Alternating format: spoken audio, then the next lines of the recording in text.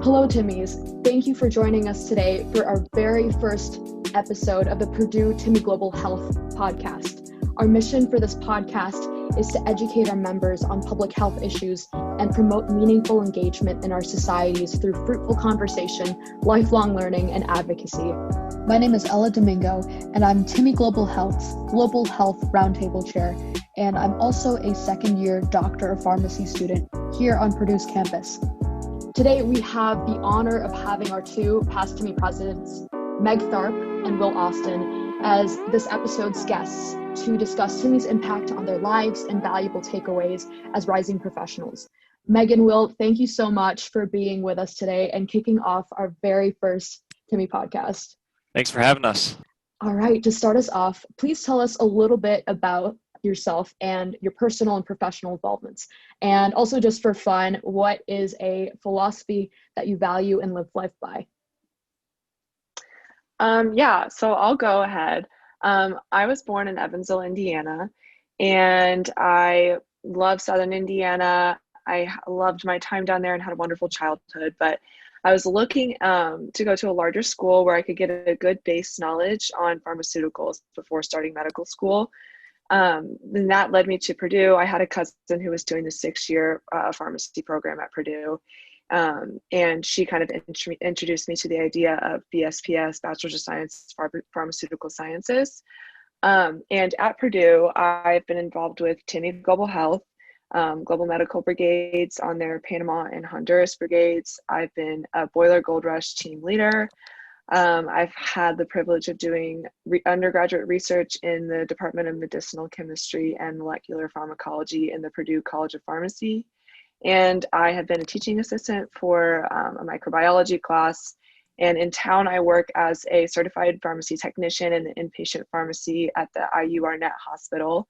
And I just recently started serving as a waitress downtown at a restaurant in Lafayette, and that's been a lot of fun, definitely a different experience. I'm extremely passionate about women's health and working to combat disparities in care in that area and other areas. And I was recently accepted to Indiana University School of Medicine, and I will be attending their Indianapolis campus. I was just placed there this past week, so it's been very exciting. Congrats. Woo! Thank you. I'm really excited about it. And a little philosophy that I like to live by. I have, a good series that I like to pull from. Definitely. Not necessarily one defining one, I would say. But little things I like to remind myself. And so one good thing is that I like to think about from time to time is the two things in life that you are in control of is your attitude and your effort. And I know that just gives me a lot of encouragement in times when I'm working really hard and something may not be going my way. So kind of how I'll respond to that situation. And a few other phrases I like to keep in mind are: you can't pour from an empty cup. Your worth is not measured by your productivity. That's a big one for me. I feel like I'm someone who feels like I have to be productive all the time, but also I try to be conscious and not associating my value as a person with that productivity. And finally, everyone knows something you don't, and it's good to approach every social situation in that way. Thank you so much, Meg. And just to our listeners out there, if you have already met these two, they are both such powerhouses. They are all over campus, so involved. But if you just get into a conversation with them, even just for 5 minutes, they are some of the most humble people I've ever met. So again, it's just an honor just talking to these people. And it's incredible to know that our leaders are out here and really developing themselves. But if you get into a conversation with them, they're just so kind and sweet and so knowledgeable at the same time. So just gushing on about these two, but just sort of transition. Will, could you also tell us a little bit about yourself as well? Definitely. Well, thank you so much for that. That was very kind of you to say. Well, I grew up in Texas, way down in the south there, in the great city of Austin, Texas. It's really eccentric, eclectic, forward-thinking city. I love it. And throughout high school, I actually bowled competitively, and I started this back in the 4th grade. And I bowled all throughout high school, competing around the state in tournaments and whatnot. And I knew that I wanted to bowl competitively at the collegiate level, but I didn't want to sacrifice my education. So I took all the men's bowling teams and ranked them academically. And Purdue was the best combination. They were the best academically, and they were 8th in the nation at the time for bowling. So I threw a pin on the map and said, okay, Purdue's where I'm gonna apply to, and among some other schools. And ended up falling in love with Purdue for so many other reasons besides the bowling team. And I actually bowled on Purdue's team for 2 years and then sort of switched my trajectory to follow more of my professional interests. And those are sort of all centered around medical entomology and neglected tropical diseases. So at Purdue, I pursued 2 separate degrees in entomology and health and disease. And then I also conducted research on vector-borne diseases with Dr. Catherine Hill in the entomology department. And other involvements at Purdue included Timmy Global Health. I was involved in that for all 4 years, and then being a teaching assistant for cell biology, anatomy and physiology, and biochemistry. I also worked in the writing lab as a tutor and co-led a conversation group for ESL students. And then I was a College of Science ambassador and was involved with the Emily Vogel Leadership Development Retreat, which is for sophomores. I attended that myself and then helped lead it for the 2 years after that as a group leader. And so I graduated in May 2019. Wow, it's been a year and a half. And I've been involved in a couple things post-grad. They've all been, like I said, centered around neglected tropical diseases. So post-grad, pretty soon after that, I started developing a research project and conducted field work, in Nairobi, Kenya, with a non-governmental organization there, all around dengue fever, which is one of the neglected tropical diseases. And then kind of flash forward, I went to a couple tropical disease conferences, and now I find myself working for the Neglected Tropical Disease Non-Governmental Organization Network, which I am their website social media director, and then help develop assets around neglected tropical diseases and be an advocate for people affected by them. And then the last thing was that I won a Fulbright grant this past year to Thailand, and COVID-19 permitting, that will happen or it won't. So we'll see how that goes. But anyways, the second part of that question, I think, was some philosophies that we value and live life by. So I would say the biggest guiding light in my life is my faith. And that's the well from which my decisions, thoughts, and actions, heart, and life flow. But there's also been some words throughout this time, like Meg said, sort of a category of different quotes that I remember and live by and value. And 3 of those would be: do all the good you can by all the means you can, and all the ways you can, and all the places you can, at all the times you can, to all the people you can, as long as ever you can, by John Wesley. And the right way is not always the popular and easy way, but standing for what for right when it is unpopular is a true test of moral character, by Margaret Smith. And then one from my O'Sullivan clan Irish heritage, and that is the clan motto, which is victory to the steadfast hand.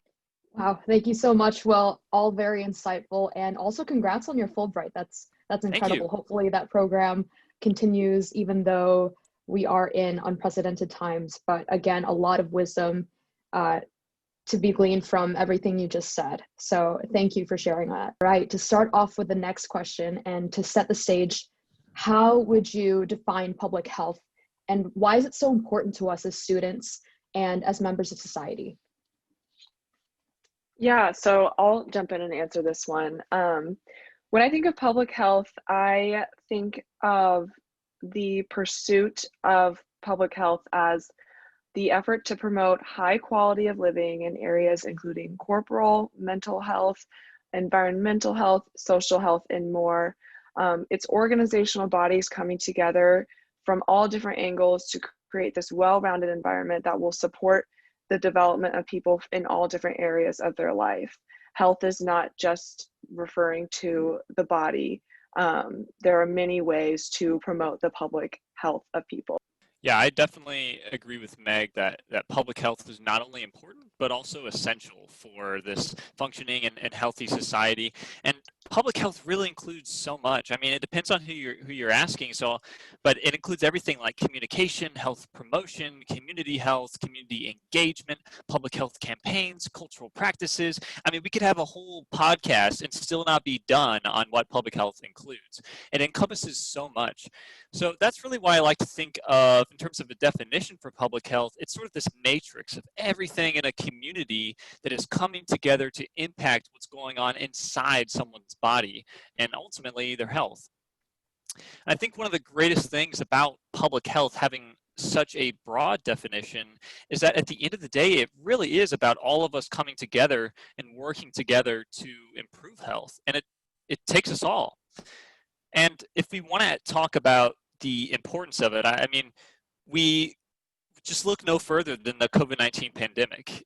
We have the efforts of health workers can be erased if public health measures like mask wearing and social distancing aren't followed, and if widespread testing and a network of contract tracing isn't available. I mean, today we have 222,000 Americans who have died during the pandemic. And that's just in the United States. And if that doesn't convince you, then I always think back to a paper published by the National Academy of Medicine a couple of years back, and they found that actually only 10 to 20% of the health of a population is related to direct clinical care. So the clinical care you receive from a physician. That number blows my mind, because that means, and what the study found as well, is that the other 80%, if not more, is mediated by the social determinants of health and health-related behaviors, stuff that doesn't happen inside the walls of a clinic. And so to address these, we really need community-based initiatives, something that can be sustainable and resilient and engage the community and public health professionals to address the problems in our community, because it really does have an impact on what's going on inside our bodies, whether or not we think of it in terms of that. Yes, both very, very well said. And I think that laid the basis perfectly for this podcast, because that's our goal, is to inform everyone that public health is not just the statistics that you might see on the news. It's so much more. It's being aware of what is going on in your community. And after educating yourself, doing something to advocate for what you're passionate about so that everyone's well-being is ensured. So public health is a mixture of that community and that engagement that we all want to see for a better world and a better, more integrated society.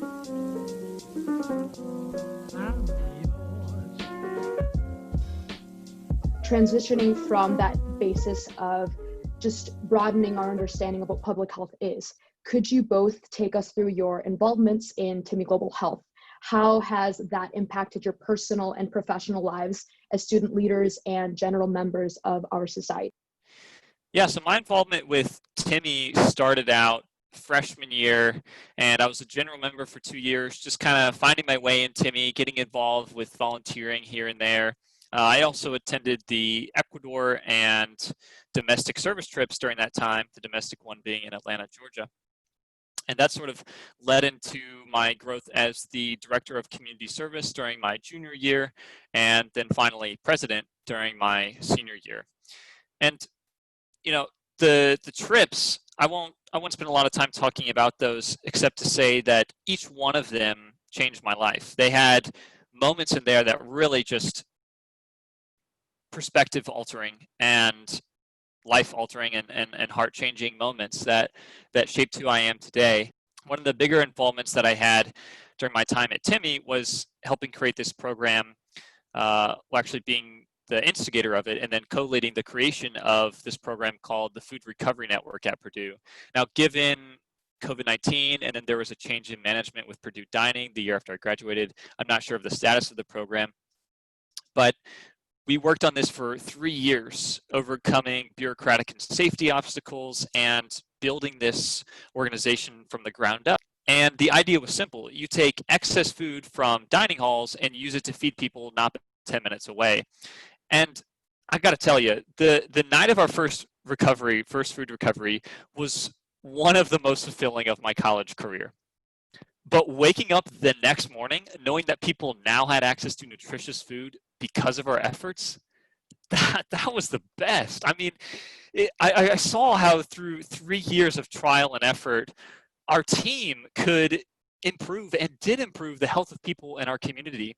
And this really shaped and refined my resolve to want to work on community health as a future physician.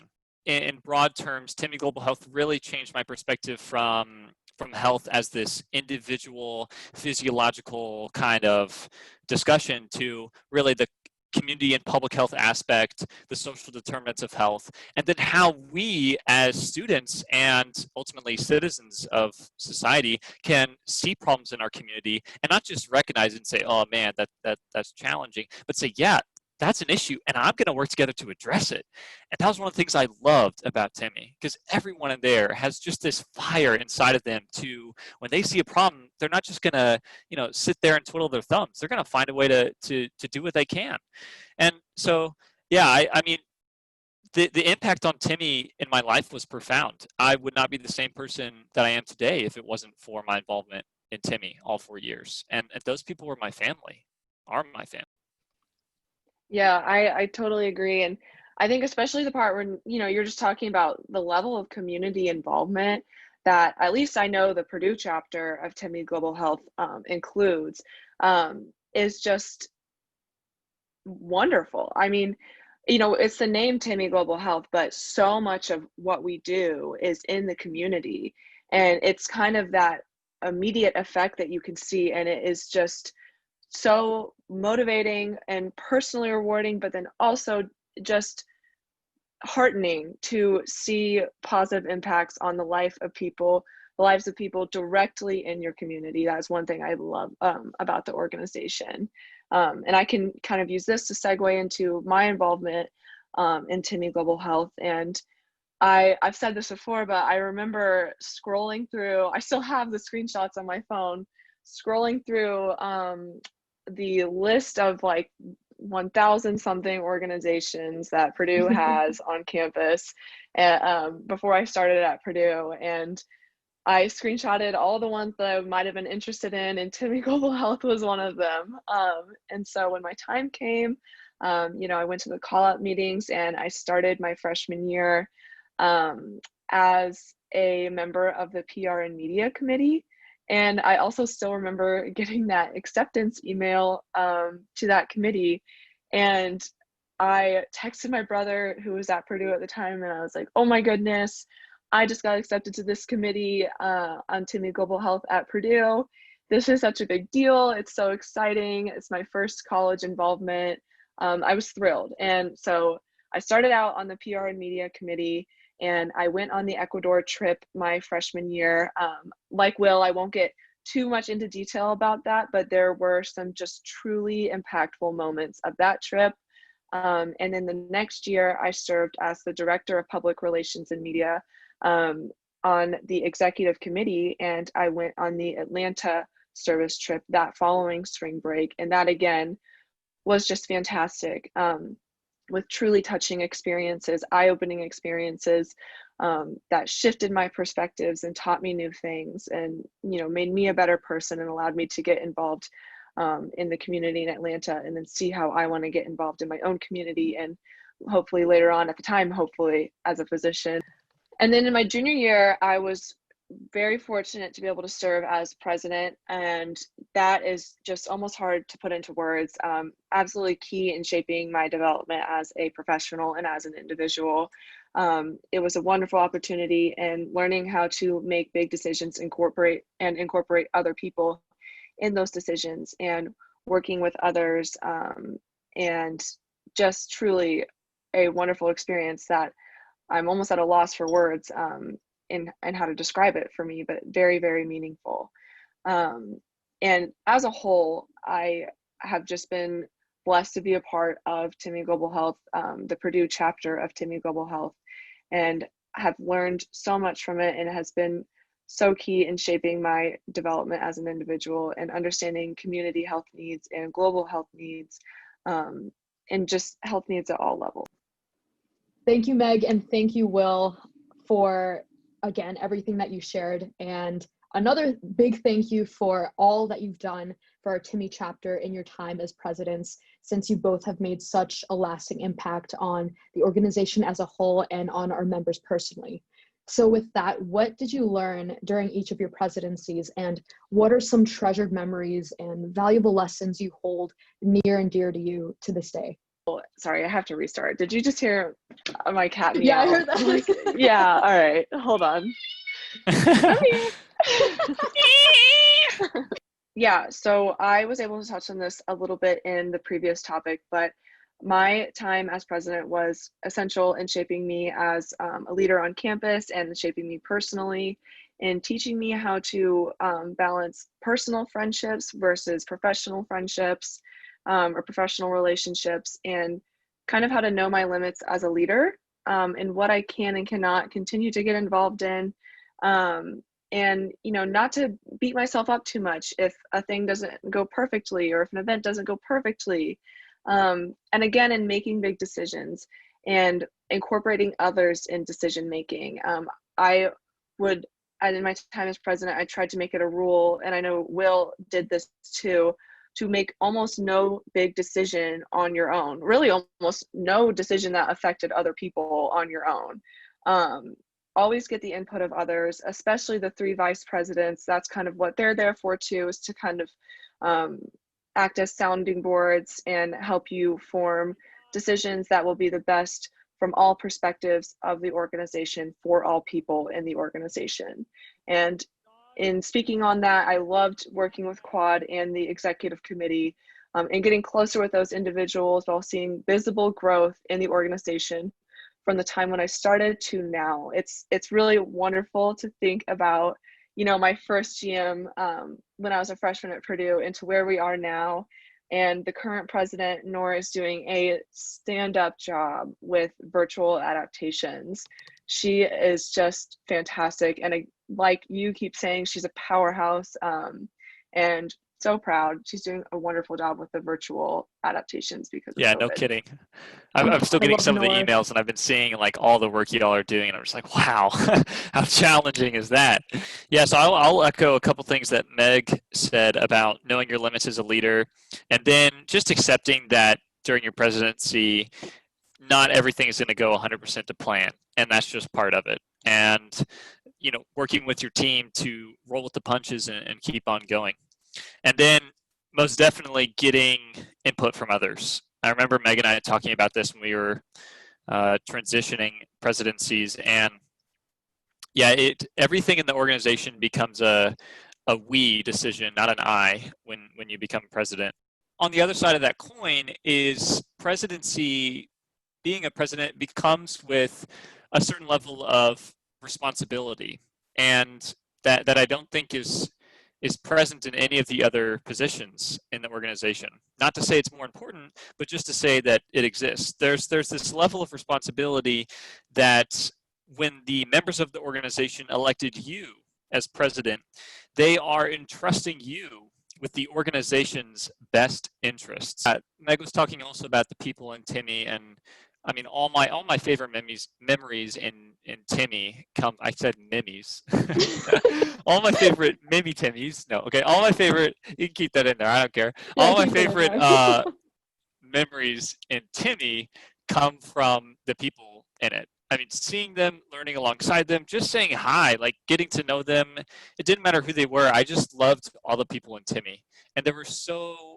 By the time that I graduated, the organization had grown so much, and it was just so awesome to be to say to people on campus, yeah, I'm in Timmy Global Health. Let me tell you about it. Our people rock. And, you know, you really get to see, too, as president, that the more voices you have at the table, it just further enriches the organization. And it was awesome. I would say one valuable lesson that I learned during my presidency is that people will follow your lead. Now, this might seem really obvious. It's like, well, duh, like you're the president. And yeah, like there's a lot of good things that can come from that. You can recognize that a lot of your team has great strengths, and you can help pull those strengths out of people and give them a chance to shine. But sometimes people will even follow your bad habits. And this is something that was kind of a smack in the face to me. Pretty early on in my presidency, I started seeing that our executive board was showing, and Meg, you might actually remember this, was sort of showing up to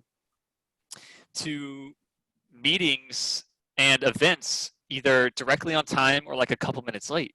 And this might come as a shock to other people, but to me, I was like, oh my gosh, I'm staring at a mirror. I know exactly what is happening, because all throughout college, I was that guy who's like either 1 minute early, exactly on time, or like a couple minutes late. I was never like 30 minutes early like Meg was.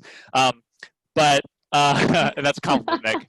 I That's gone by the definitely wayside respect a little that. bit. Do what? I'm not as good at being on time anymore. It happens sometimes when you're taking on a lot. But yeah, I sat everybody down at an executive board meeting, and I can remember everybody just looking at me, and I said, okay, guys, I noticed that everyone's showing up either, barely on time or even late. And I said, this is unacceptable.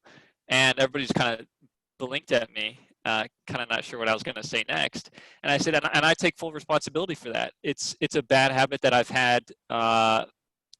My family, we're always known as the Austin 15. You could expect us to be 15 minutes late to when you invited us. It's pretty bad. So it was just something that from childhood, I just kind of got ingrained in me, and something that I've been working on a lot.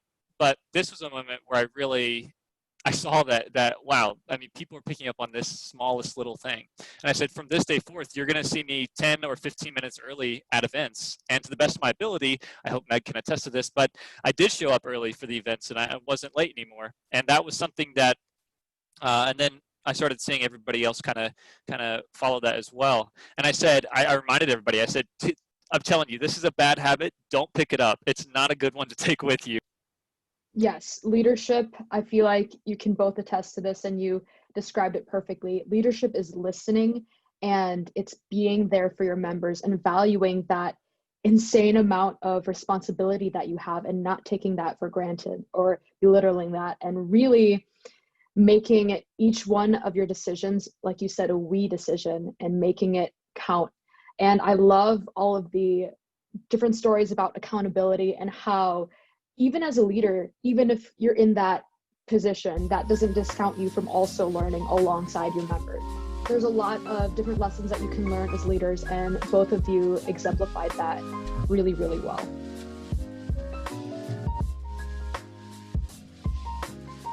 Moving on to the next question, as this pertains to our student life. So in the life of a student, some days are easier than others, but we hold fast to the fact that hard work pays off. But we also need to make time to take care of ourselves and connect with those around us, like you both have mentioned in our conversation. Could you walk us through how you maintain your personal wellness and relationships while engaging in school and organizations and work and everything in your life? One of the big two that I'm reminded of when I'm thinking of productivity or balancing everything in life is Yoda. I think back to a scene in one of the early Star Wars movies where Luke has just met Yoda for the first time, and he doesn't know anything about the Force. And of course, Yoda is this all-knowing master, humble sensei type character in the movies, and the scene is set in the swamp of Dagobah, and it's got all this mist and darkness and just nothing good in it except for Yoda. And it's just sort of this impossible scenario where Luke Skywalker is trying to lift this ship out of the swamp of Dagobah using the Force, and he doesn't know anything about the Force. And he's sort of just like, okay, Yoda, you're crazy. Like, this isn't going to work. And he looks to Yoda like, okay, Yoda, you're telling me to lift the ship out? I'll try to lift it. Like, cool. And then Yoda just looks at him and he says, no, try not. Do or do not. There is no try. And that's something that might just seem sort of out of context for this conversation, but I really take it to heart, because have you ever found yourself trying to get work done and you don't really want to do it, so you start browsing Reddit, or maybe you're watching YouTube, and then like 2 hours have passed and you haven't done your work, and then you also really haven't enjoyed like browsing YouTube or whatever it might be. That's a situation where I look back and say, hey man, to myself, if you want to take a break right now and that's what your brain's telling you, then go and take a break. don't take a 2-hour one because that's probably it's probably a bit long. But take a 30-minute break of something you really want to do. You probably don't want to watch that random Shark Tank video on YouTube. Rather, you could do one of your hobbies or work on your own projects or whatever it might be, and then go ahead and do your work. Or if you're going to sit down and do your work, then by gosh, do your work so later on you can have some free time to really kick back and enjoy life. So I always sort of think of that, because that way I can get my work done and then still enjoy other aspects of life that I like my hobbies, like juggling or something like that. So, and I think on that note, pun not intended, but certainly appreciated, juggling a lot of things at once is possible. You don't have to make this ultimate decision between grades, friendships, and mental and personal health. You can have all of those things in good proportion and still enjoy life. And just ask yourself what you're doing and why you're doing it, and use those as an answer. Use those answers as your guide going forward. Yeah, especially with that very little last part you said about ask yourself why you're doing it and what you're doing it. I think one thing that I really try to practice is the intention behind everything that I do. And like you said, when you sit down to do an assignment, you don't really want to do the assignment, and you kind of start halfway looking at YouTube, or oh, I'll just put my Netflix show on in the background, but then you're not really focusing on your assignment. I try to take a step back and say, what I sat down here to do is to get this thing done, and I want to be intentional with what I'm doing and give it my full attention. And that's easier said than done. But if you practice intentionality in all aspects of your life, I feel like, and it's hard to do, and I don't do it perfectly. So I don't want to sit here and preach this to you. Please know that I am not perfect in this, but yeah, neither am I. I think that trying your best to be intentional in everything you do can do so much to improve your life and open up time for you and allow you to make time for things that all matter to you. And something that I like to keep in mind when I am trying to do many different things and maintain interest and work on school and work on personal involvements, and do all the things, is that you are human, and at the end of the day, if you don't make time for your wellness, you'll be forced to make time for your illness. Wow. And that is something so simple yet so profound. And to any listeners who might appreciate a warning, in this next segment, Meg will touch on an experience with an eating disorder. Feel free to skip ahead in the podcast if you would like. And I think that is something that I actually, I learned the hard way. I fell into this pattern of not making enough time for myself and not addressing the big issues that were hard and scary and that I knew were going to take a lot of time. And eventually it just got to the point where I couldn't do it anymore, and I had to address it. And you will be surprised at the support you will receive when you are clear and true and say, listen, I am struggling with this thing, and this is why I might be acting a certain way, and this is that. Here you now know, and I might call on you if I need help. And don't be afraid to ask for help. I have struggled with an eating disorder for years, and it eventually got to a point where halfway through my time as president for Timmy, I just couldn't put it to the wayside anymore, and I couldn't say I don't have time for this, and I had to accept it and look it in the face and say, we're gonna get this done. And let me tell you, I'm on the other side of getting that done, and it was way less painful and way less time consuming than I thought it would be. And it can also take over your whole life for a couple months, and that's might just be what you need to do. But either way, make time for your wellness, or you'll be forced to make time for your illness. And since then, what? I said tremendous courage, Meg. Yeah, yes. and I'm so happy for you. Really am. and I vividly remember sitting down and talking to the three vice presidents for Timmy and saying, this is something that I have been doing all semester. It's taking a little more of my time, and so I might be calling on you guys a little bit more. And the support that I received was fantastic and exactly what I needed. And people will be willing to help you if you are open and intentional and say, this is something that I needed to do and I'm doing it, so please know this, and here we are moving on. Yeah, and so it has been wonderful and a good lesson. So learn from my lesson, and always feel like if you know me personally or you have my contact information, feel like you can reach out about these things too if you're listening to this podcast. So anyway, make time for your wellness, or try your best.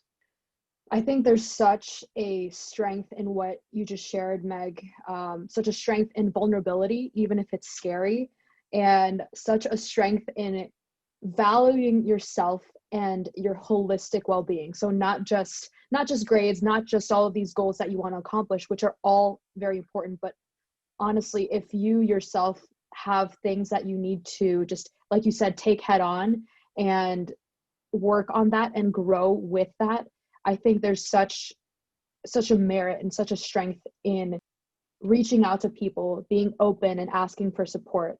And I'm just so glad that you're on the other side and you have grown tremendously from that experience. So like Will and I said, that's incredible. So thank you so much for being vulnerable and open and sharing that story with us, Meg. Yeah, and I think that sometimes... Yeah, and thank you. Oh, go ahead. Sorry. Oh, no, go ahead, Will. You're fine. I was just saying thank you. Yeah, I was going to say that I think sometimes society paints a poor image of vulnerability. And vulnerability isn't a sign of weakness. It's one of the greatest signs of strength. It takes a lot of courage to do, for example, what Meg did. And so that's just want to remind everybody that being vulnerable is really one of the greatest signs of strength.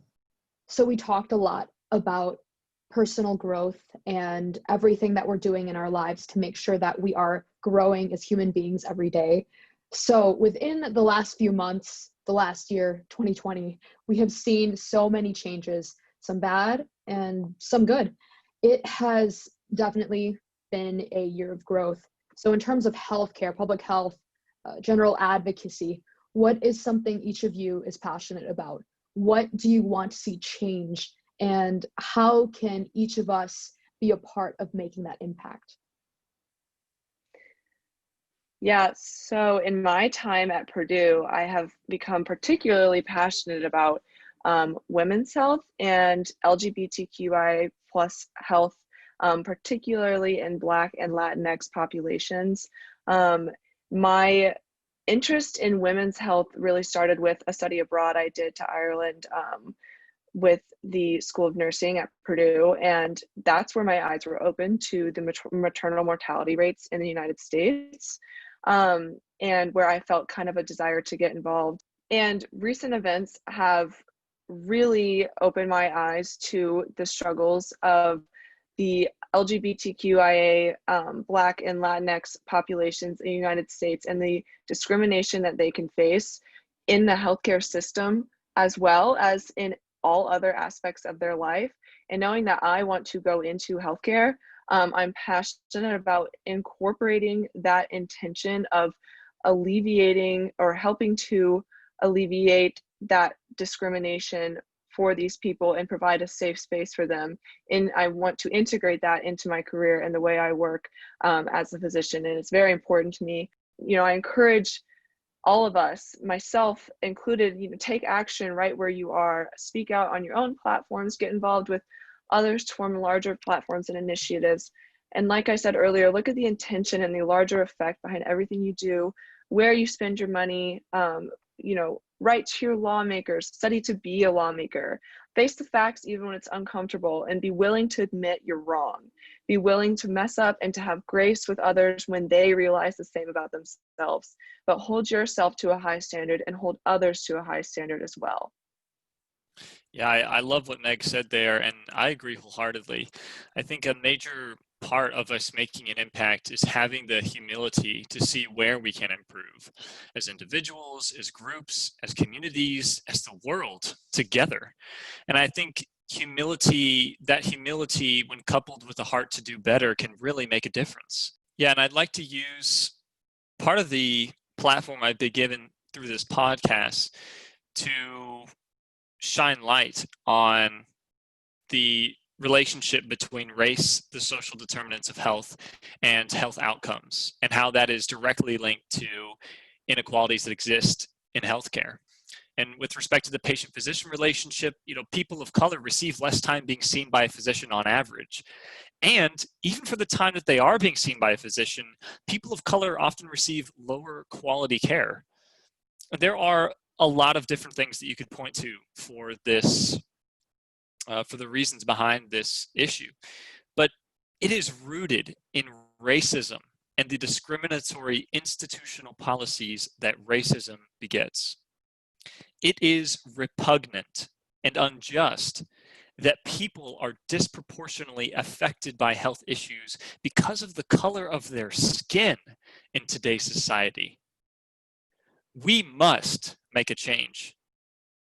And there is no if, and, or but about it. We must move forward and make a change and rectify the centuries of injustice. And that won't happen overnight. It is something that is going to take determination, resolve, commitment. And this isn't just something that you say one day, I'll advance, equity and stand for what's right. This is a life commitment, y'all. Like, this is something that you have to take to heart. And you got to say to yourself, today is the day that previously, before my life, that was that version of me. But now I'm an anti-racist, and I'm going to speak out against it. I'm going to advocate for my brothers and sisters around the globe because that's what's right. And one of the things that we could do, one of the opportunities we have right now to make that change is to go out and vote. If you're listening before November 3rd, 2020, you have the opportunity to vote in this election. Do it. Another thing that I'm passionate about in my own work is combating neglected tropical diseases. These are a disease class that exact a debilitating human, social, and economic toll on the world's most neglected 1.6 billion people daily. Yet these diseases are chronically underfunded and overlooked in health systems.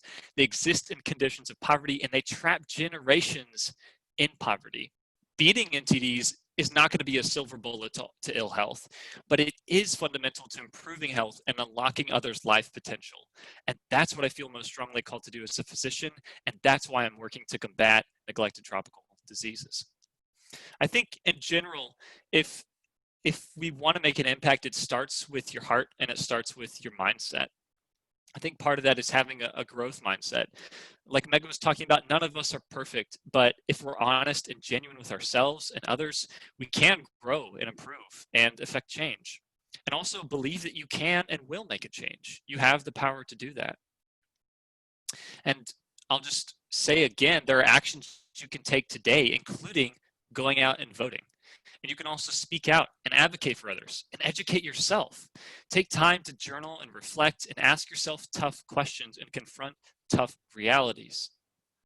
You both spoke so gracefully on a lot of really pertinent issues right now. And the main thing that sort of hit home for me was you have to have awareness. You have to be well-researched, make sure you're getting it from reputable sources, as non-biased sources as you can get.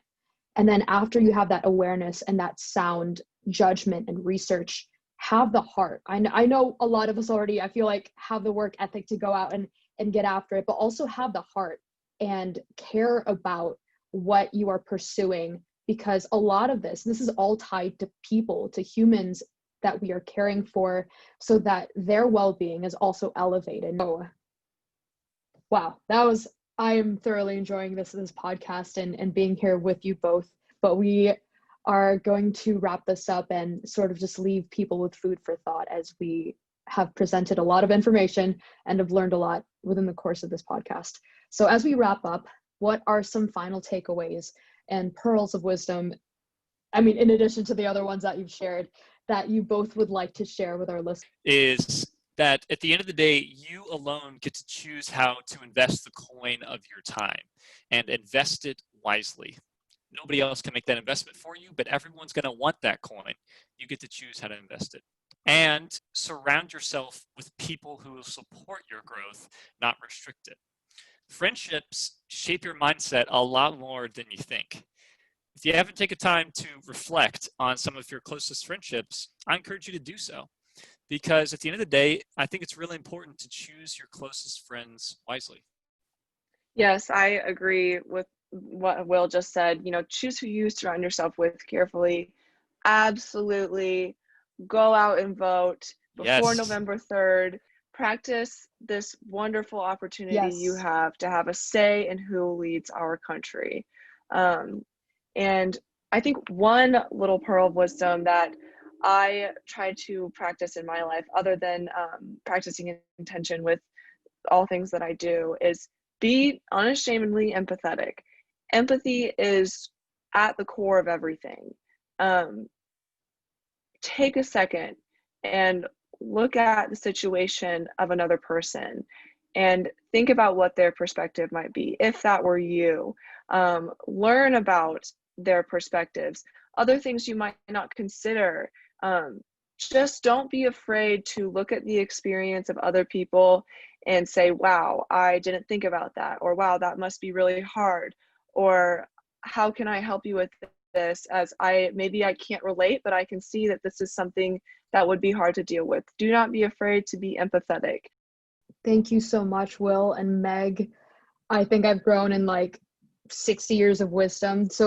And also to our listeners out there, keep this in mind. These two are going to be future physicians. I'm so excited. Well, Ella is currently in pharmacy school, so yes, you'll see her I was going to say too. that I'm so excited that we're all going into healthcare together. Like, I can't wait to serve alongside y'all as future health professionals. Yes. Yeah. So very exciting. Yes, in this wonderful journey along with you two. So thank you so much, Meg and Will. We thank you for your services as TGH presidents and appreciate all the wisdom you've shared with us today. We have no doubt that you will do and are doing incredible things and bring massive amounts of change to this world. And we are cheering you on every step of the way in your personal and professional journeys. So to our listeners, we encourage you to check out the additional resources on these topics, these many topics that we have discussed, all of them very, very important, in the various links we have provided for you. So if you're on Spotify, give us a follow. If you're on YouTube, hit subscribe. And that's all for this episode. Stay safe and stay well, Timmies, and we will see you next time in our next Timmy Global Health podcast. Thanks, everyone. Thanks for listening. Thanks. Take care.